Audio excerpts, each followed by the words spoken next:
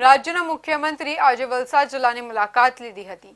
તેમણે વલસાડ બેઠક પર ભાજપને 5 લાખથી વધુની લીડથી જીતવા કાર્યકર્તાઓ અને અગ્રણીઓને સીએમએ હાકલ કરી હતી।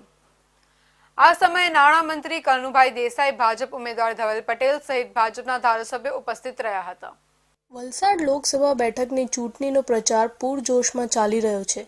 બંને પાર્ટીના ઉમેદવારો અને અગ્રણીઓ મતદારોને રીઝવવા પ્રયાસ કરી રહ્યા છે અને હવે ભાજપના ઉમેદવાર ધવલ પટેલના સમર્થનમાં રાજ્યના મુખ્યમંત્રી ભૂપેન્દ્રભાઈ પટેલ આજે વાપી પહોંચ્યા હતા, જ્યાં તેઓ વાપીના વલસાડ જિલ્લાના ભાજપના પદાધિકારીઓ અને અગ્રણીઓ સાથે બૃહદ બેઠક કરી હતી। આ બેઠકમાં રાજ્યના નાણામંત્રી દેસાઈ, ભાજપ ઉમેદવાર ધવલ પટેલ, ભાજપના ધારાસભ્યો, ભાજપના પ્રમુખ અને સમગ્ર સંગઠનની સાથે જિલ્લાની તાલુકા પંચાયત, જિલ્લા પંચાયત, નગરપાલિકા સહિતના ભાજપના ચૂંટાયેલા સભ્યો અને પાર્ટીના અગ્રણીઓ પણ ઉપસ્થિત રહ્યા હતા। બેઠકમાં મુખ્યમંત્રી ભૂપેન્દ્ર પટેલે વલસાડ લોકસભા બેઠક પર ભાજપના ઉમેદવારને આ વખતે 5 લાખથી વધુ મતથી લીડની જીતવાથી બૂથ લેવલ સુધી કામ કરી અને સરકારની વિવિધ યોજનાઓનો લોકો સુધી લઈ જવા હાકલ કરી હતી। આ સાથે જ મુખ્યમંત્રીએ વલસાડ જિલ્લાના વિવિધ સમાજના અગ્રણીઓ સાથે પણ બેઠક કરી હતી। આમ વલસાડ ડાંગ લોકસભા બેઠક પર ભાજપના ઉમેદવારને આ વખતે પ્રચંડ બહુમતીથી જીતાડવા